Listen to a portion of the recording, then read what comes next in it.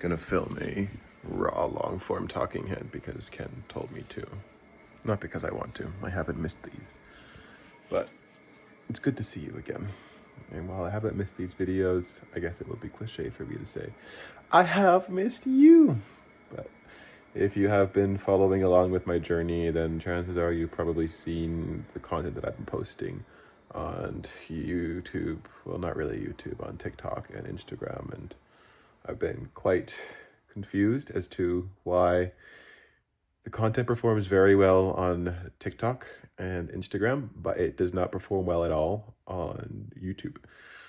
And that confuses me because the analytics on YouTube are great. My content's getting over 100% watch time, but it's sticking to 200 views, and it makes me wonder, should I just quit YouTube altogether? But I feel like YouTube is the best monetization platform for sure, and there is a lot of oomph if you can tell people, yeah, I blew up on YouTube. It's cooler than if you say, oh yeah, I'm a TikToker. People are like, what, TikToker? Like, you.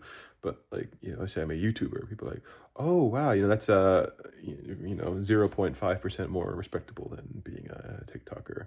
And I think maybe that's because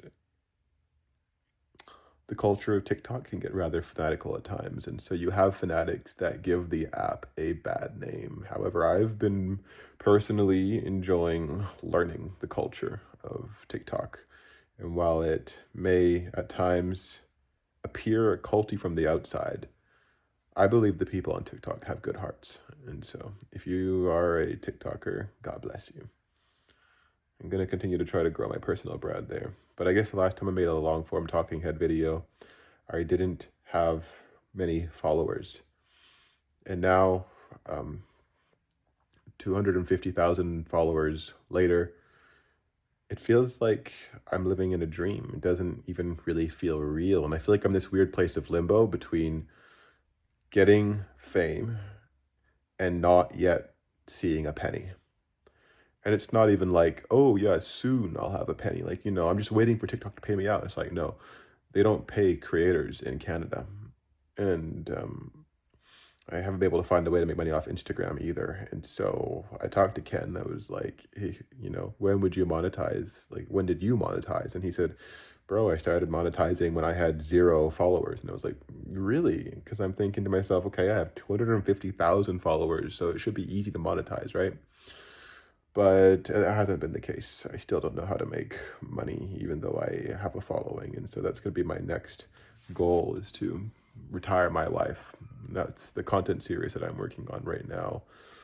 And what blew me up wasn't what I expected. You see, I thought I had to put a lot of effort into making good quality videos. And so when I first joined this course with Ken, my coach, he would tell me, Jesse, post cinematic storytelling, authentic storytelling videos. And so I would spend 7 days filming, editing, making everything perfect, subtitling, the drill. And I would post this video. It took me 7 days, and I would get, maybe 2,000 views, and they were all my friends. And I was like, okay, well, this isn't getting to anyone outside of my friends and family.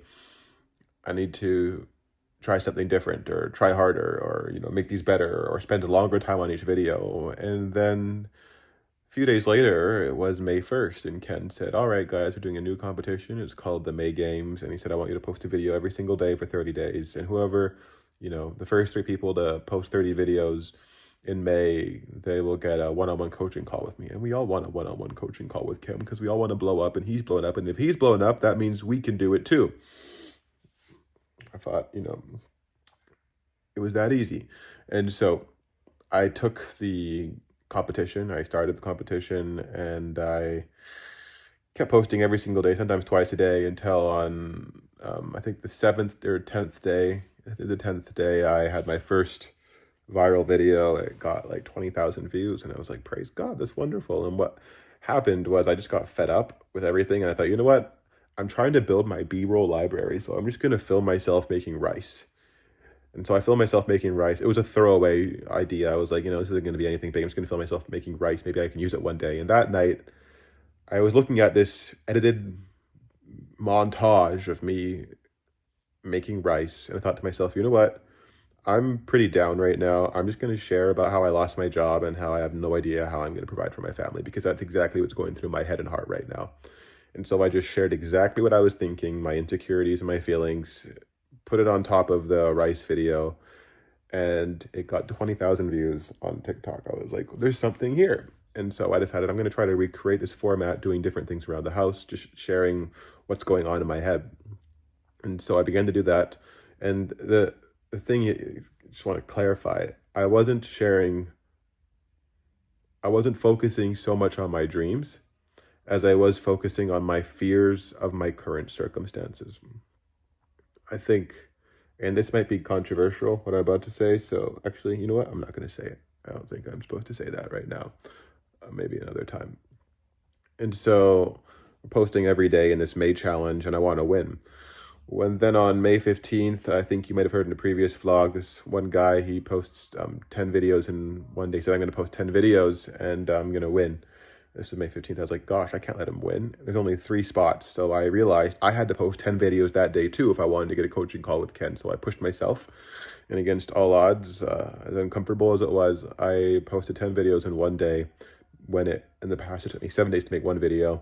And I think 2 of those videos in those 10 days got over 100,000 views. And at this point, I was, getting lots of attention on my social media, blowing up, getting lots and lots of new followers. I began posting on Instagram the next week, and things were looking really up. They were going really well. But when I had this coaching call with Ken and I asked him the question and he told me, oh, I started monetizing from the very beginning, I was like, okay, well, if he started monetizing from the very beginning, there's no reason why I can't start monetizing right now and why I can't start making money right now.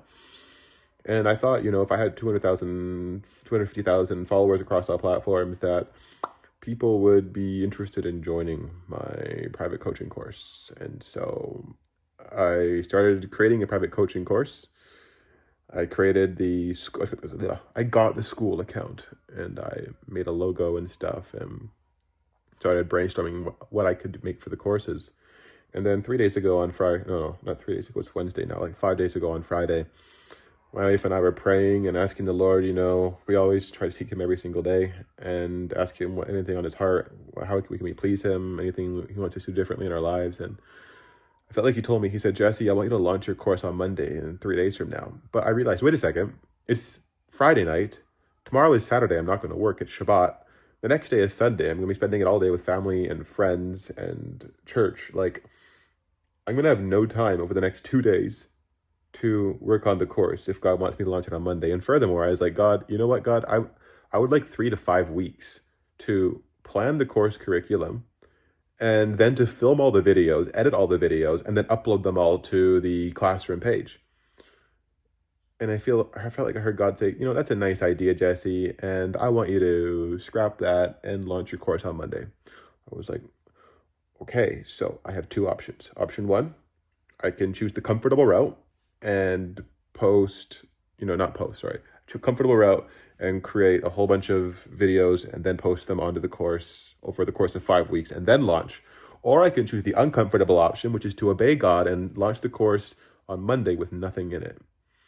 And I decided, you know what, Lord, you were faithful in the time when I chose the uncomfortable option to post 10 videos. I blew up. I'm going to trust you again. And I know that you will blow me up as well with money and all these types of things if I listen to you. And so I did that. I launched the course on Monday, which was 2 days ago. And I posted a video on Monday advertising it. And the video did really well. I got 200,000 views and 7,000 new followers. And I got 0 signups to my course. Not a single person signed up. And I thought, it's weird. Okay, well, I'll try again tomorrow. And so on Tuesday, I posted another video. And this time the video flopped. It got 3,000 views, which is a lot less than 200,000. And I got 0 course signups. And I'm thinking to myself, okay, like, what's going on here, God? I thought I obeyed you. Didn't I do what you said and launch the course? And I just kind of felt like God was smiling at me, just kind of like, Jesse, I never promised you. And he didn't say this. I'm paraphrasing what I feel like his heart is saying. He's like, Jesse, I never promised you'd make a lot of money from this course. I just wanted you to launch it on Monday with nothing in it. And he also convicted me last night. He was like, Jesse, you're working so hard to fill your course with valuable information that people can learn. But he said, you have 13 modules, and I didn't ask you to make a single one of them. And I was like, wait a second. Yeah, God, you didn't tell me to teach them anything in the course in terms of like video content that's pre-uploaded. And the model God gave me, I felt like he said, Jesse, what if you just create a place where you can do coaching calls on a regular basis for the people who are willing to listen and who are willing to learn? And I extrapolated from that and thought, okay, well, yeah, then maybe I can chop up those coaching calls and turn that into the course curriculum. And that would be more tailored to what people actually want to see, because like even right now, I'm tripping over my words because I feel insecure that I would lose your attention. And so I'm trying to talk as fast as I possibly can, but that's not really authentically me. I talk fast because I want to get stuff done, not because I am afraid you'll run away. So I'm going to try and tone it down a moment, just a little bit right now, and talk more authentically to the camera, to you, to my viewer. Thank you for listening, by the way. And so I realized it's a lot more efficient use of my time if I host coaching calls maybe a few times a week, and whatever questions people ask, I can make content about that, or I can respond live on the call, chop that up, and throw it into a course module on the website. And so I thought, you know what? Maybe that's what I need to focus on. And I felt like God was like, good, go do it, with a big smile on his face. And so today I posted another video a few minutes ago. Took me, I think, 4.5 hours, like more than I wanted it to. I missed the days where I could spend 15 minutes making a video and it would get 100,000 views. And not the case anymore. My audience has standards that I have to meet. Or maybe I'm just lying to myself. Maybe could actually spend 15 minutes on a video and still get 100,000 views. But I think that would require planning. And because I have one video, the reason why I'm mentioning this is because I have one video where I spent 15 minutes editing it and I spent 15 minutes filming it or less. And it got, I think now it has over 100 and close to 200,000 views. And I'm like, that's crazy. I would have done anything for the knowledge, when I was a kid, of how to make a viral video that gets 100,000 views for just 15 minutes of input. And here I was, a couple months ago spending 24 hours, 25 hours on a single video, and no strangers would even care to watch it. And so I'm going to try to strategize, going to try to learn. And I wish I started earlier today. I didn't. I procrastinated and started at 11 a.m. But I wish I had, just a few more hours this morning where I could have brainstormed. Oh, I really regret. Or I could have just brainstormed and strategized, because I think strategy is so important. And sometimes you just have to come away from the computer and from content and from screens to just think and plan and write and get big picture thinking. Because when you're on the ground creating content, editing, filming, all this stuff, you are looking at what's 1 foot in front of your face, 6 inches in front of your face, right? But in order to have that long-term goal, I really need to zoom out and look at stuff from 20,000 feet, look down on the earth and be like, okay, where is everything? Where do I want to go? How do I get there? And, what tools am I going to need? What vehicles am I going to need? And so honestly, I really am not sure where to go. I feel like I'm going to need to start really mining out the value in my days. I feel like time is so precious. It's such a limited gift, and I don't want to squander it. And I feel like I have been squandering it. And so I want to pursue the value in time that God has placed there. After this, I'm going to go hang out with a dear family member who I haven't spent time with, I think, this year. And so, yeah, that'll happen soon. But in the meantime, I just finished filming a video where I made French fries, using lotus roots. And I'm a bit worried because I'm afraid that I'm not going to be able to get the finishing shot, which is, I think, what makes my videos go viral, is where my wife is eating it. And I think for the first time in a very long time, I'm going to be out tonight and she's going to be at home. Normally it's the opposite. She's out or we're both home or we're both out. But I'm going to be out tonight with my precious family member and she's going to be home. And so I think I have this underlying fear that she's going to come home and then eat all the fries and I'm not going to be able to film her eating the fries, which is kind of selfish of me because I made them for her. And I tell her that she comes before content, and then I try to live that out. And so it's interesting how we're going to navigate that tonight. Because I think a really funny shot would be if, I open the oven at the end of the video to get the fries out, and the fries aren't there, and then I swivel the camera around to see her on the couch eating the last fry. I think that would be really funny ending. So I'll give her a text to see if she's down to save one fry for the video, but I really don't want content to become an obsession. It definitely is an obsession, but I don't want it to become an obsession in the sense that other areas of my life that are most precious to me have to suffer, especially my relationship with my wife. And I know that it's a struggle maybe sometimes for her when I talk about her in certain ways on social media, where maybe she feels like I'm not that person anymore, but I'm still talking as if she is that person. And then she feels like, what are people going to think about me? Are they going to judge me? And I don't know how to navigate that because there are certain principles that I want to teach people that people on social media in general aren't willing to learn. And so the fastest way to teach them, instead of telling them you have to do ABC, is to say, I suffered with DEF, but I did ABC, and then GHI happened. And that's the kind of storytelling that I want to use to transform people's lives. And so when my wife is the example of I struggled with DEF, or my wife did this and then I struggled as a husband, it's not fun for her. And the reality is I could think of other stuff maybe in my life that I struggle with that don't involve her, but she is like my sun and moon and the most important thing in my life and the most valuable thing in my life. And I think that's the way that it should be. And therefore, she's the only one I want to talk about.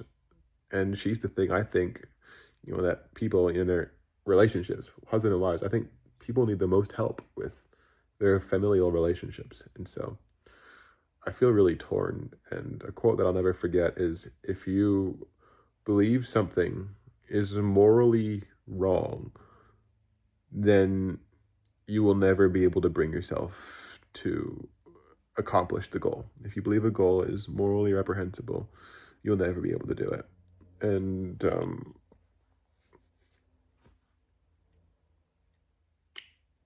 this was a big one for me, especially with money in the start. I thought being rich and getting wealthy and having a lot of money was morally reprehensible.